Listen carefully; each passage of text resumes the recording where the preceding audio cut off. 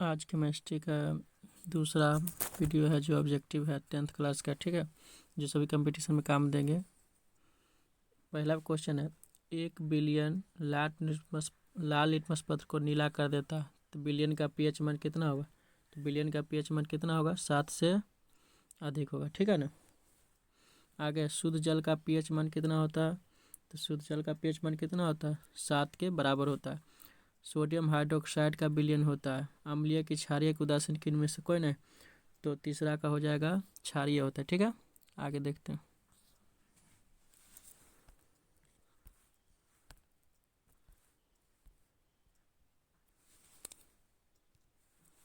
Sodium bicarbonate का विलयन होता है, तो सोडियम बाइकार्बोनेट का विलयन क्या होता है? क्षारीय होता है, ठीक है। नींबू का रस होता है, अम्लीय की उदासीन की कौन सी होता है? तो इसमें क्या होता है? नींबू का रस अम्लीय होता है। आगे देखते हैं। हाइड्रोक्लोरिक अम्ल का पीएच मान कितना होता है? तो हाइड्रोक्लोरिक अम्ल का पीएच मान 7 से कम होता है। एसिटिक अम्ल का पीएच मान कितना होता है? तो एसिटिक अम्ल है तो क्या होता है? अम्ल का पीएच मान 7 से कम होता है और 7 उदासीन विलयन होता है और 7 से अधिक क्षारीय विलयन होता है, ठीक है। तो एसिटिक अम्ल है तो क्या होगा इसका आंसर? 7 से कम। आगे देखते हैं।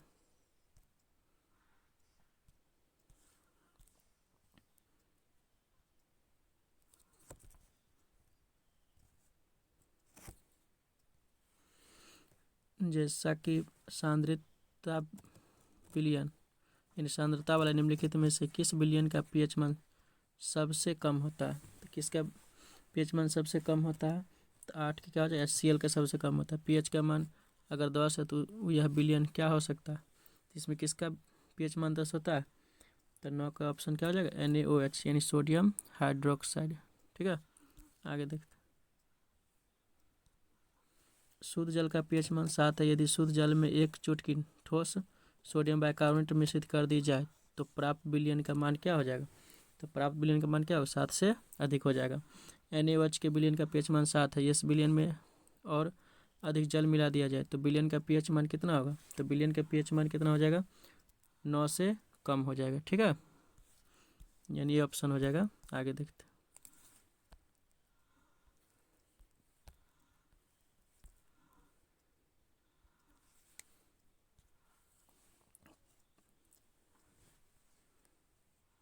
पीएच स्केल पर अंकित रहता है 0 से कहाँ तक? 14 तक, ठीक है।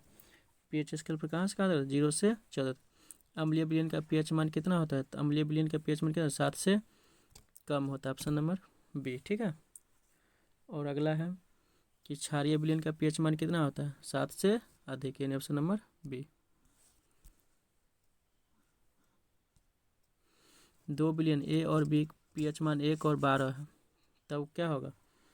तो 1 और 12 है तो एक क्या, एक किसका होता है? अम्लीय होता है और 12 क्षारीय होता है, ठीक है। यानी ऑप्शन नंबर 23 के क्या हो जाएगा? डी, ए अम्लीय और बी क्षारीय। एक विद्यार्थी ने अशुद्ध जल का पीएच मान का परीक्षण किया और पाया कि पीएच कागज का रंग हरा हो गया। उसमें से एक चुटकी भर साधारण नमक कर पीएच का मान पुनः निरीक्षण किया तो इस बार पीएच का रंग कैसा होगा? तो यानी पीएच पेपर का रंग कैसा हो जाएगा? तो इसका ऑप्शन नंबर क्या हो जाएगा? हरा हो जाएगा, ठीक है। आगे देखते हैं। 2 विलयन ए और बी जिसका पीएच मान 1 और 4 है, कौन सा अधिक शक्तिशाली है अम्ल में, ठीक है ना। तो कौन हो जाएगा? ए, यानी एक वाला, ठीक है। आगे देखते हैं।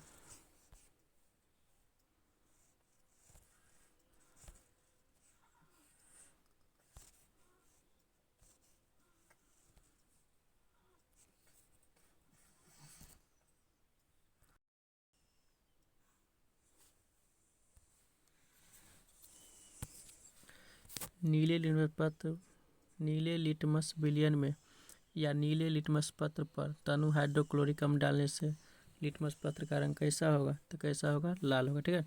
नीले लिटमस पत्र में या नीले लिटमस पत्र पर सोडियम हाइड्रोक्साइड का तनु विलयन डालने पर विलयन का रंग कैसा हो जाएगा? तो विलयन का रंग कैसा होगा? नीला हो जाएगा, ठीक है। Option number A. आगे देखते हैं। लाल लिटमस पत्र में लाल मिर्च पत्र पर तनु हाइड्रोक्लोरिक अम्ल डालने पर लिटमस पत्र का रंग कैसा होगा? तो यानी चौथा का ऑप्शन नंबर क्या हो जाएगा? लाल। जस्ते पर तनु HCl अम्ल की अभिक्रिया से कौन सी गैस बनती है?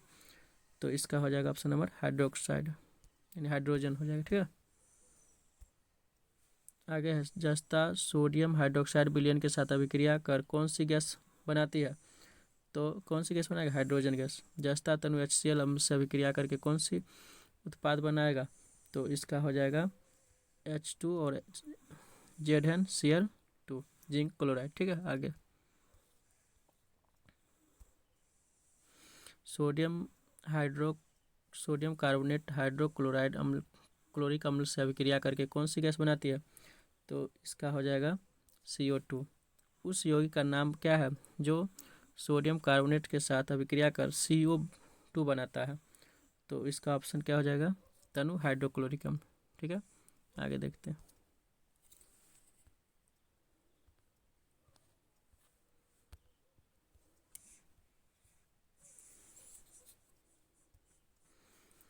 उस यौगिक का नाम क्या है जो HCl के साथ अभिक्रिया करके CO2 बनाता है? तब ये देखें CO2 बनाया तो उसका क्या हो जाएगा? Option number sodium carbonate. लाल लिटमस पत्र में क्षारक डालने पर विलयन का रंग कैसा होगा? तो इसका विलयन का रंग कैसा हो जाएगा? तो विलयन का रंग हो जाएगा यानी ऑप्शन नंबर बी यानी नीला।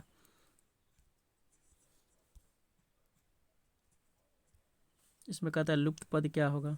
तो लुप्त पद क्या? इसको देखिए अभिक्रिया करके Na मिल रहा है, Cl मिल रहा है, CO2 मिल रहा है, एगो H नहीं मिल रहा है। ठीक है ना, तो H यही दोनों में है। अभी दोनों में से देख लेते हैं, इसको संतुलन कीजिएगा ना। तो इसका ऑप्शन नंबर कौन हो जाएगा? H2O। ठीक है, सोडियम हाइड्रोक्साइड की प्रकृति कैसा होता है? तो इसका प्रकृति होता है क्षारीय। लाल पत्र पर एक द्रव की कुछ बूंदें डाली गई जिससे वह नीला हो गया, तो द्रव कैसा होगा? नीला हो जाने का मतलब है कि द्रव कैसा होगा? सोडियम यानी पोटेशियम हाइड्रोक्साइड होगा, यानी ऑप्शन नंबर सी यानी पोटेशियम हाइड्रोक्साइड होगा। ठीक है, जिंक धातु HCl अम्ल में डालने पर कौन सी गैस उत्पन्न करेगा? तो इसमें क्या करेगा? हाइड्रोजन। सोडियम कार्बोनेट है, तो सोडियम कार्बोनेट क्या होता है? तो 16 का ऑप्शन नंबर बी हो जाएगा यानी क्षारक। NaOH क्या है? तो NaOH क्या है? यानी सोडियम हाइड्रोक्साइड क्या है? तो ये भी क्या हो जाएगा? परवल क्षार है। HCl एक क्या है? तो HCl क्या है? परवल अम्ल होगा, यानी ऑप्शन नंबर 18 का सी हो जाएगा। ठीक है, आगे देखते हैं।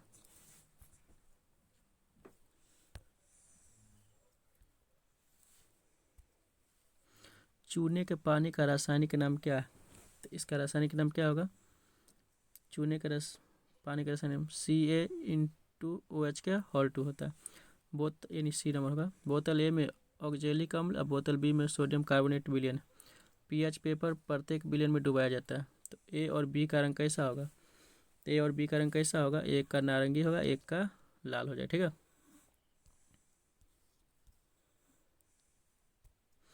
लाल लिटमस पत्र के पेपर के टुकड़े के साथ अम्ल की उपस्थिति का परीक्षण के लिए आप क्या करेंगे? तो इसके परीक्षण के लिए हम लोग क्या करते हैं? तो इसके परीक्षण के लिए हम लोग पहले टुकड़े को क्षारीय विलयन में डुबाएंगे और फिर उसके नमूने को परीक्षण करेंगे। ठीक है, आगे है 4 प्रयोग निम्न प्रकार के सेट करते हैं। तो गैस के तेजी से निकलने को दर्शाता है। इसमें कौन है जो गैस तेजी से इसमें निकलेगा? ठीक है, 4 ऑप्शन है, तो देख लेते हैं कि इसका ऑप्शन नंबर क्या हो जाएगा? 22 का ए, यानी 1 और 2 में क्या होगा? गैस तेजी से निकलेगा। चित्र देल है जिंक की सोडियम हाइड्रोक्साइड के साथ अभिक्रिया दर्शाता है, तो इसमें कौन दर्शाएगा? तो इसका ऑप्शन हो जाएगा यानी चौथा, ये जो है NaOH जिंक के साथ अभिक्रिया कराएंगे तो जिंक क्लोराइड और हाइड्रोजन अलग निकल जाएगा। ठीक है,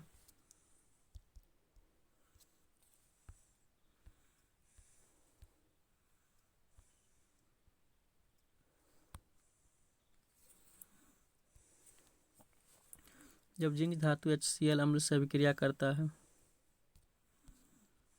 तो H2 गैस निकलती है। हाइड्रोजन के परीक्षण के लिए सर्वथा विधि कौन है? तो इसमें से कौन हो जाएगा सर्वथा विधि? यानी बी नंबर ऑप्शन ये हो जाएगा। ठीक है, आगे देखते हैं। ताजे तैयार किए गए चूने के पानी से होकर CO2 गैस प्रवाहित करने पर चूने का रंग दूधिया हो जाता है। तो ऐसा निम्नलिखित में से किस यौगिक के बनने के कारण होता है? तो किसके बनने के कारण होगा? तो यानी कैल्शियम कार्बोनेट बनने के कारण। ठीक है, आगे देखते हैं।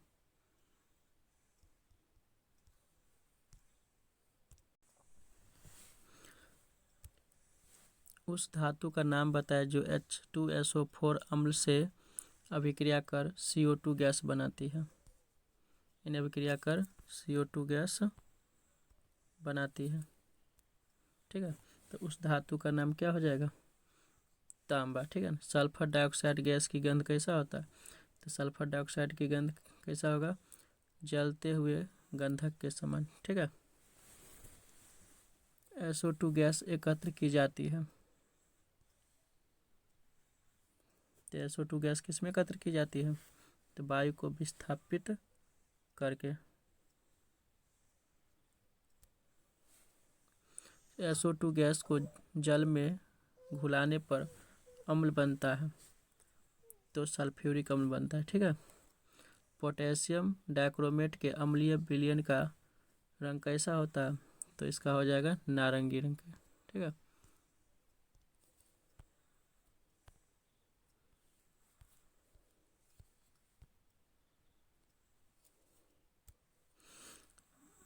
ताम्र छिल्लन को सांद्र H2SO4 के साथ अम्ल के साथ गर्म करने पर प्राप्त उत्पाद क्या होगा? तो इसका उत्पाद हो जाएगा CuSO4 प्लस 2H2O और SO2 यानी B। SO2 गैस जल में विलय होकर अम्ल बनाती है, तो ये इसका हो जाएगा H2SO4। SO2 गैस वायु के ऊपर विस्थापन विधि द्वारा एकत्रित की जाती है। ठीक है, क्योंकि तो क्या होता है इसमें? तो इसमें हो जाएगा यानी B और C दोनों। ठीक है ना। वो यह वायु से भारी होती है, यह जल में विलय होता है। ठीक है।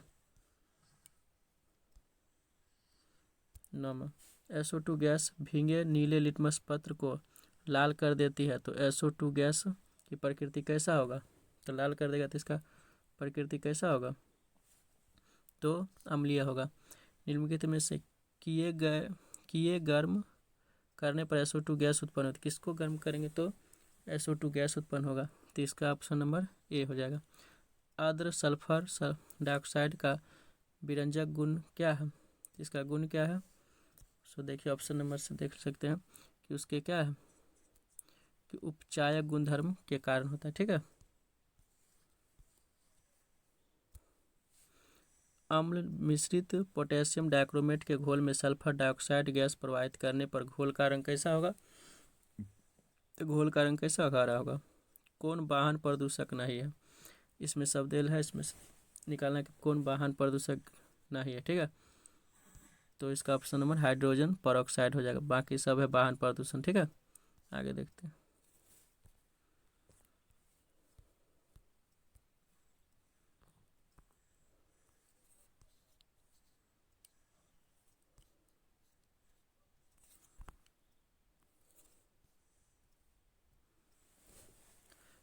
निम्नलिखित में से किस उत्प्रेरक की उपस्थिति में सल्फर ट्राइऑक्साइड में ऑक्सीकृत हो जाता है? तो बेंडियम पेंटाऑक्साइड के कारण। SO2 का आणविक द्रव्यमान कितना होता है? तो सल्फर 16 होता है ना। 16 दूना 32 प्लस ऑक्सीजन कितना होता है? 8 8 दूना 16, तो 16 द्रव्यमान 16 दूना 32 यानी कितना होगा? 64। Option number C. ठीक है, 15 देखते हैं। 15 गैस घटक में SO2 गैस एकत्रित करने के निम्नलिखित विधियों में से कौन सी एक विधि सही है? इस सब में से कौन एक विधि है जो सही है? ठीक है, तो 16 का हो जाएगा बी। इसमें भी SO2 गैस तैयार करने के लिए कौन सा प्रायोगिक व्यवस्थापन सही है? तो 17 का हो जाएगा ऑप्शन नंबर डी। ठीक है, SO2 गैस की प्रकृति होती है, तो SO2 गैस की प्रकृति कैसी होती है? तो 18 का ऑप्शन नंबर एक अम्लीय। SO2 गैस जल में घुलकर निर्मित करता है तो SO2 जल में घुलकर गैस कौन निर्मित करता है? सल्फ्यूरस अम्ल। प्रयोगशाला में SO2 गैस को गैस घटक में किस विधि द्वारा एकत्रित किया जाता है? तो इसको करते हैं वायु के ऊपरी मुखी विस्थापन द्वारा। ठीक है,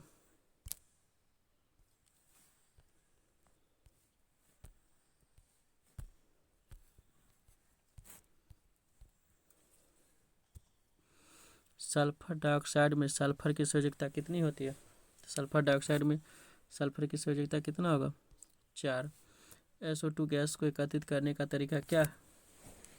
तो उधर भी देखे थे वो, ठीक है ना, यानी ऑप्शन नंबर सी।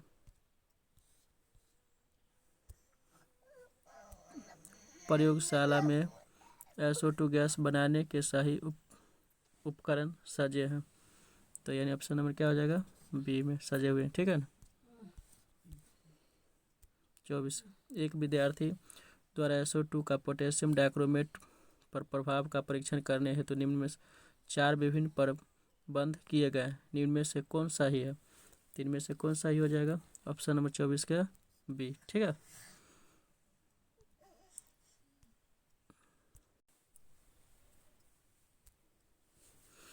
Fe और ZN में कौन अधिक क्रियाशील है?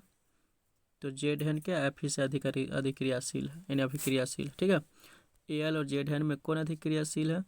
Al क्या है? ZN से अधिक क्रियाशील है, इसलिए इसको विस्थापित कर देता है। ZN Fe Cu और Al में कौन सबसे अधिक क्रियाशील है? तो Al सबसे अधिक क्रियाशील है। ZN Fe और Cu और Cl में सबसे कम क्रियाशील कौन है? तो Cu है। ठीक है,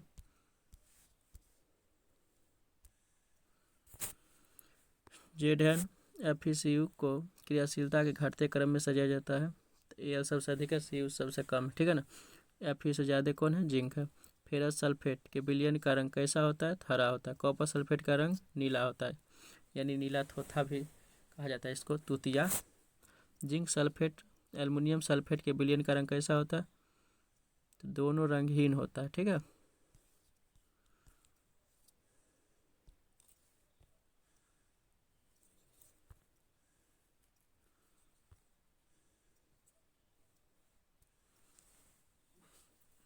कॉपर सल्फेट विलयन का रंग होता है।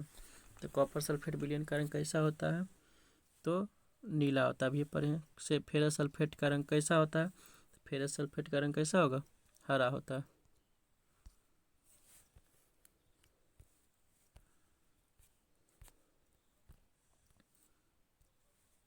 जिंक सल्फेट विलयन का रंग कैसा होता है? तो जिंक सल्फेट विलयन का रंग कैसा होता है? रंगहीन होता है। ठीक है, एल्युमिनियम सल्फेट का रंग कैसा होता है? एल्युमिनियम सल्फेट का रंग कैसा होता है? ये भी रंगहीन होता है। ठीक है, कॉपर सल्फेट जिंक से अभिक्रिया करके किस अभिक्रिया को दर्शाता है? तो ये देखते हैं, ऑप्शन नंबर 5 के हो गया सी, ZnCu4, यानी इसको कहते हैं विस्थापन अभिक्रिया भी कहते हैं। ठीक है ना। और 2 या 2 से अधिक पदार्थ जब सहयोग करता है उसको कहते हैं संयोजन अभिक्रिया या संश्लेषण अभिक्रिया। ठीक है, लोहे के कांटे को कॉपर सल्फेट के विलयन में डुबाएंगे तो विलयन नीला रंग का धीरे धीरे परिवर्तित हो जाएगा। तो नीला रंग किस में परिवर्तित हो जाएगा? तो 6 नंबर है, तो यानी हरे रंग में हो जाएगा। ठीक है, निम्नलिखित में से किसका जलीय विलयन रंगीन होता है, यानी रंगीन होगा? ठीक है, तो रंगीन किसका होता है? तो कॉपर सल्फेट का।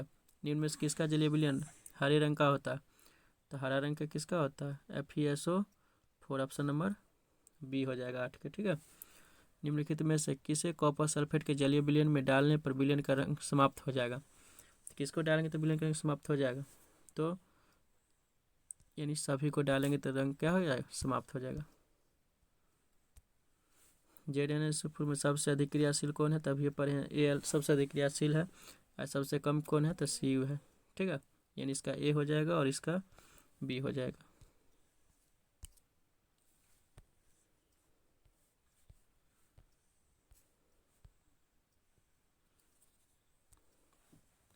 जिंक सल्फेट के विलयन में तांबे का एक टुकड़ा डालने पर क्या होगा? तो तांबे का एक टुकड़ा डालेंगे तो क्या होगा? इसका प्रभाव होगा कि कोई अभिक्रिया नहीं होगा। धातुओं की अभिक्रियाशीलता प्राप्त करने के लिए किस अभिक्रिया का उपयोग करते हैं हम लोग?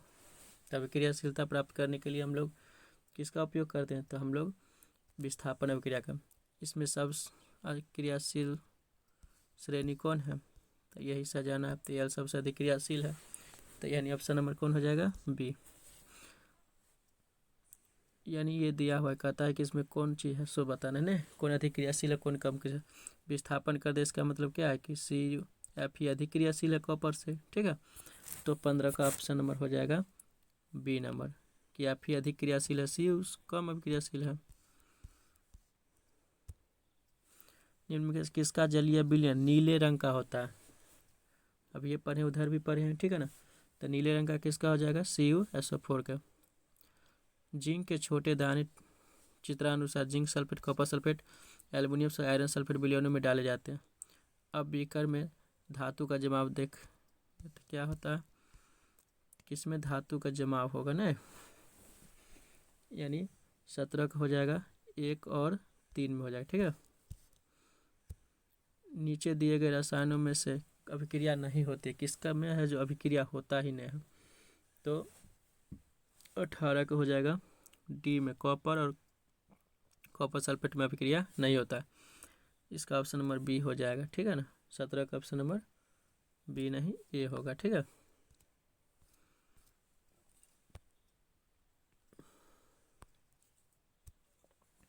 नीचे दिए गए रसायनों में निम्न में से अभिक्रिया होती है, किस में अभिक्रिया होती है, तो ये 19 नंबर में कहता अभिक्रिया होता है, तो इसमें एल्युमिनियम और जिंक सल्फेट में अभिक्रिया होता है, बाकी में नहीं होता।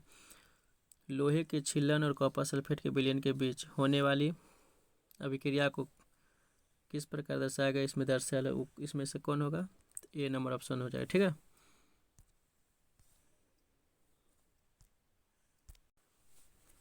एसिटिक अम्ल का अनुसूत्र CH3COOH, ठीक है। एस्टिक अम्ल का आईपीएसन एथेनोइक अम्ल होता है। एस्टिक अम्ल की भौतिक अवस्था क्या होती है, द्रव होता है। एस्टिक अम्ल का गंध कैसा होता है, सिरका के जैसा होता है। सिरका क्या है, तो एस्टिक अम्ल का 5 से 8% का जलीय विलयन होता है, ठीक है। एसिटिक अम्ल का लिटमस पत्र पर क्या प्रभाव होता है, तो नीले लिटमस पत्र को लाल कर देता है, लाल लिटमस पत्र पर कोई प्रभाव नहीं पड़ता है। किसका काम है, एसिटिक अम्ल का। एसिटिक अम्ल का जल में विलय है या नहीं, तो विलय होता है, ठीक है। एसिटिक अम्ल सोडियम बाइकार्बोनेट के साथ अभिक्रिया करके क्या करेगा, CO2 गैस देता है, ठीक है। एसिटिक अम्ल के क्रियात्मक समूह का नाम बताएं, तो कार्बोक्सिलिक समूह होता है। तनु एसिटिक अम्ल का क्या नाम है, सिरका। एसिटिक अम्ल के एक अणु में कितने कार्बन परमाणु होते हैं, तो 2 होते हैं, ठीक है। एसिटिक अम्ल दुर्बल अम्ल है या प्रबल, तो दुर्बल है। ग्लेशियल एसिटिक अम्ल क्या है, तो शुद्ध और अजलीय एसिटिक अम्ल होता है, ठीक है। कीटोन के हो जाता है क्रियात्मक मूलक CO हो जाता है, ठीक है ना। एल्कोहल के OH हो जाता है। एल्डिहाइड के क्या होता है, CHO होता है, ठीक है।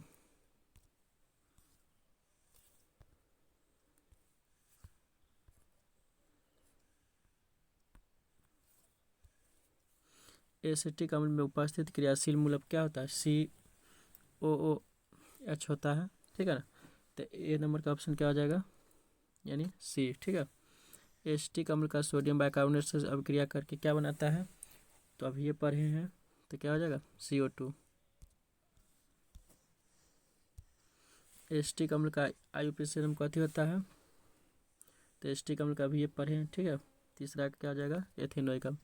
निम्न में किसका गंध सिरके के समान होता है, सिरके का समान होगा, इसमें किसका गंध है जो सिरके के समान होगा, तो एथेनोइक अम्ल का, यानी CH3COOH।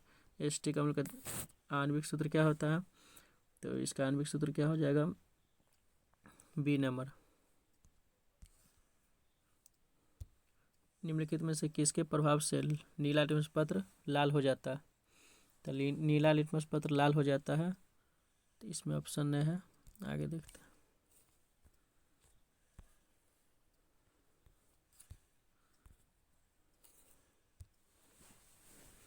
यानी CH3CHO बाई का अर्थ 2 होता है। इसे ध्यान में रखते हुए सोडियम बाइकार्बोनेट यौगिक निम्नलिखित में से किसे निरूपित किया है, तो NaHCO3 यानी सोडियम बाइकार्बोनेट है, जिसे हम लोग बेकिंग सोडा या खाने वाला सोडा कहते हैं, इसको धोने वाला सोडा कहते हैं, ठीक है। एसिटिक अम्ल जिसका आवश्यक घटक क्या है? सिरका। ठीक है,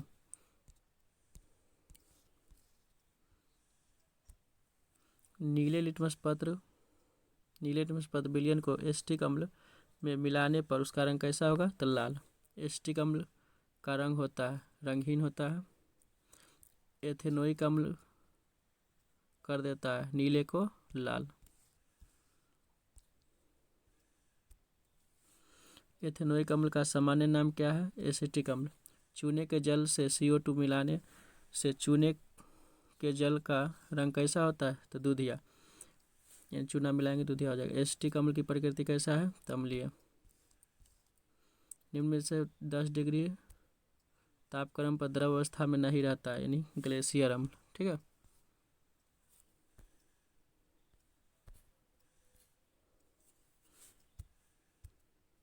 एसिटिक अम्ल और पानी प्रत्येक के 5 mm परस्पर मिलाते हैं, भली भांति हिलाते हैं, बनने वाले मिश्रण दिखाई देता है। कैसा दिखाई देगा?